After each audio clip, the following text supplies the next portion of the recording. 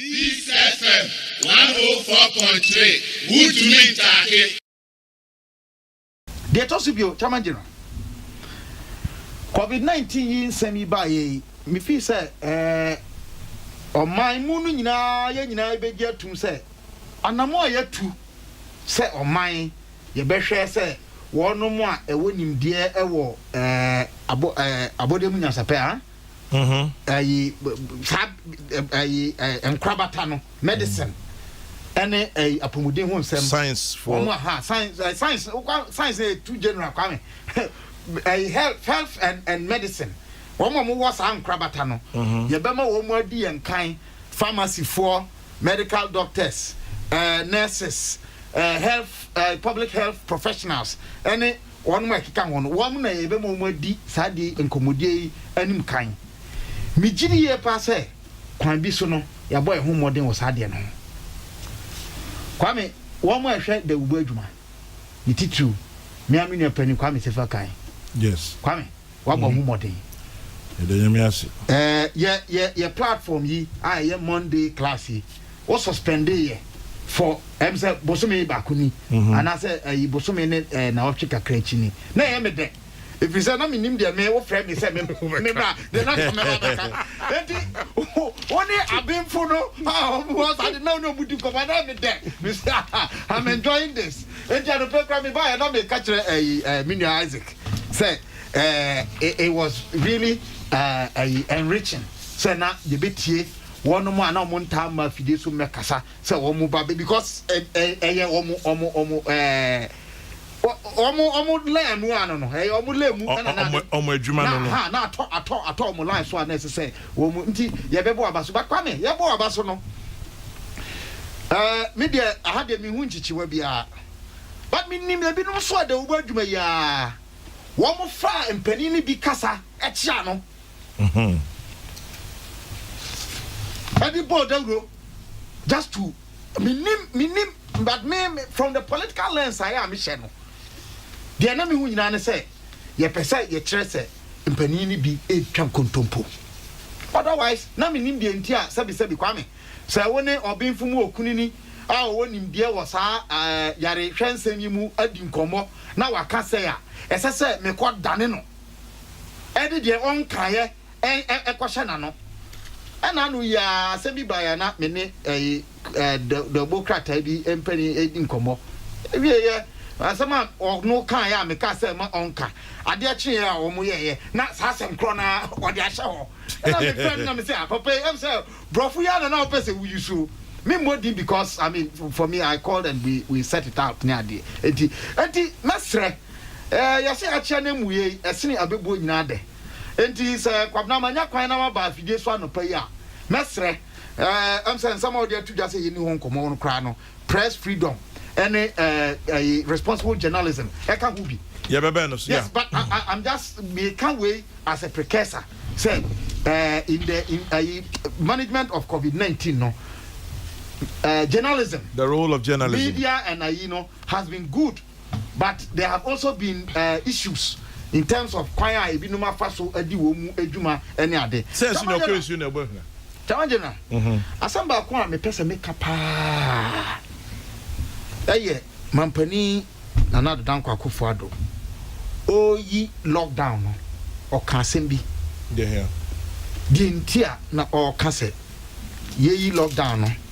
o kan se based on expert advice any a comprehensive overview of the situation if you say COVID-19 na ba no nche se o man no ye bra agodo aka nyina no e ba wiye life must go on. Now so oka say says here na wo yi lockdown no ye shebre ehye yensa say yan kasa ye be ya hwe yie ye de mra ya adwuma kokobo ampani di ama yen say o ko nipa mu a hye mask no kwa me gidi say a nose and mouth mask enye face because mani etite ho say camera no da so adwuma na adwuma pa Auntie, Ashami, what do you humani? Unu mani kosia. Unshebi, but because we know you are protected in your local zone. Oh, quite not sure. Oh, quite sure. Someone auntie, Mampanika say the sa protocols be a juma. Uni bibia, copie and quani pemu. Udu di pemu so necessary we bibia, overtrain home. Your friend social distancing, say physical distancing, so ya the be a juma. Me fi says asem no e twi besi bibi so a chairman general say ye nyina ye hu o mamu han mo say emra emu odin says that den ara so manfo I say wo mu di mra no so enya wo ma dwen se wo be di mra no so a emra no ye mra hunu emra mu odin say den ara na eye mra papa say den ara wonu ma say wo mu hwe so ma mra no ye nyina ye de kwan pa ade mra no ye adwuma no wo ma nyoma adwuma yi I mean the law enforcers emra no be ye mra hunu sa emra ye sa denara etretre sa den ara na omanfo na emra no fa ye ho no ye ni opepa ye ni su ni ban ye ni atenka sa ye de mra no be ye adwuma emra no ye mra hunu na sa su no eno na ye de ye man a ema man ebo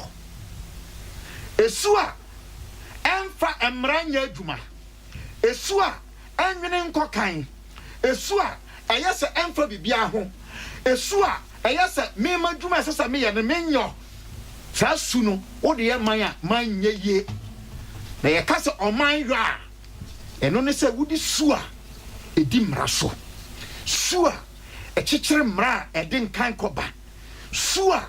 ekase wo boban na hwe se ye de mra be ye adwuma wo be ye wadwuma on hwe se ye kwame animnie anase ya wanimunie anase Bernard animnie na mom wo be hwe se ye kwabna bonfo se ye azikodro obiara be di mra no so pepepe periperi yo eno na hu hia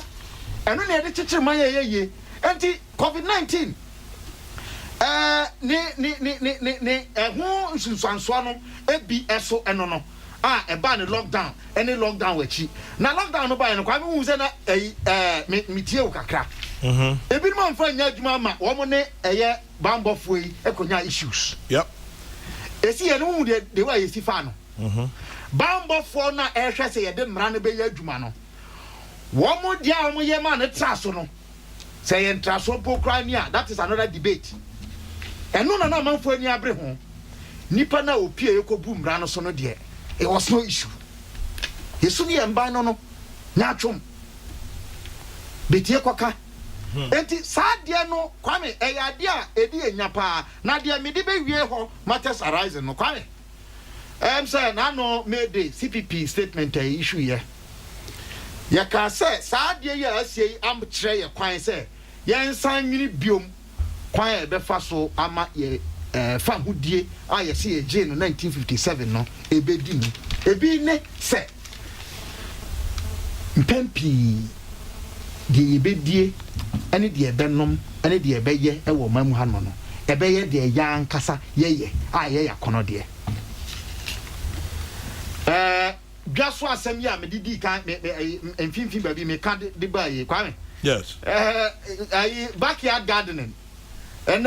minyini say obi betimi aka ho asaba kire ye mmofra ya ye wo mo nei wo de ebia wo hu bi kwame ana wo te ho asem backyard garden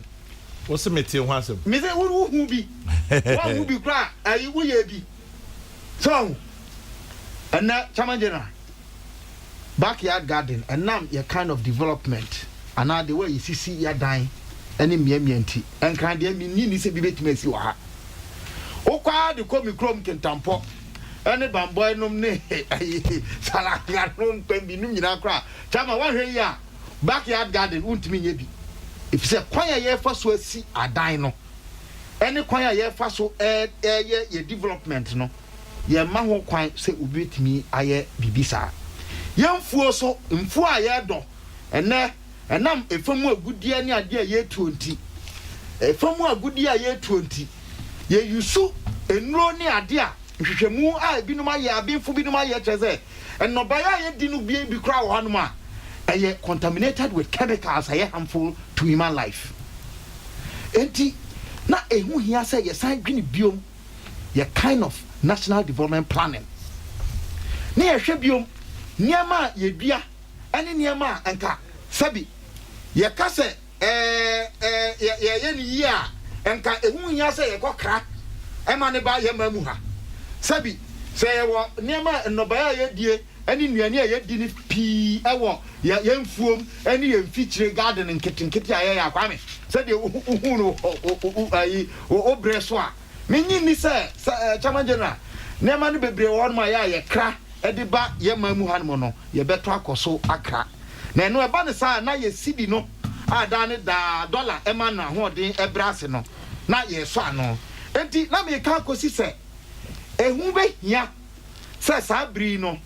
yɛn nyinaa yɛbɛdwendwene ho bio na yɛahwɛ kwan yɛbɛtumi afa atoto yɛn nneɛma yi na chairman general wei deɛ memfa ntwatoɔ me nua bi a nanu ya na enchei ɔyɛ pharmacist University of KwaZulu Natal wɔn ɛma no abodini PhD in pharmacy Peter Amu a ɔne na yɔnkofo mmiɛnsa bi atwerɛ article bi a chairman general there na ɔka nyina published your friend say April 24 year 2020 na the ɔmo ka from the pharmacy point of view nnuro bi no a yɛaka sɛ etimi so COVID-19 no etimi so ano anase etimi sa yade no wɔn makɔkɔbɔ sɛ ewo mu sɛ hwehwɛmu gu so ekoso ya try bi ama na yɛ adwuma ne ade na ɛbɛyɛ yi a yɛmmɔ mmɔden sɛ nhyehyɛeɛ a ɛbɛboa ma obi nya saa yareɛ no a yɛfrɛ sɛ preventive no yɛni nkɔ ho kɛse ɛfiri sɛ nnuro yɛ a yɛde bia yɛ adwuma a ebinom deɛ akɔ yie ɛwɔ aman binom so a yɛde ɛho nsunsuansoɔ ɛde ba yɛ hanom sɛ yɛtumi tɔ ne ade no yɛanhwɛ yɛ na agyi nsɛm a obiara bɛkɔ akɔyɛ adeɛ yɛfrɛ no self medication sɛ duro no yɛ ma saa ayadeɛ no koraa ɛwɔ ne ho nsunsuansoɔ ɛfiri sɛ yɛaboabe asamoa yɛyɛ ne ho nhwehwɛmu a dodo a ɛsɛ sɛ wɔfa bere a ɛsɛ sɛ wɔfa no ɛbɛyɛ soronko ebi a ɛwɔ wo kwa misifa kan dodo a ɛsɛ sɛ wɔfa ɛne bere dodo a ɛsɛ sɛ wɔfa no there may be some difference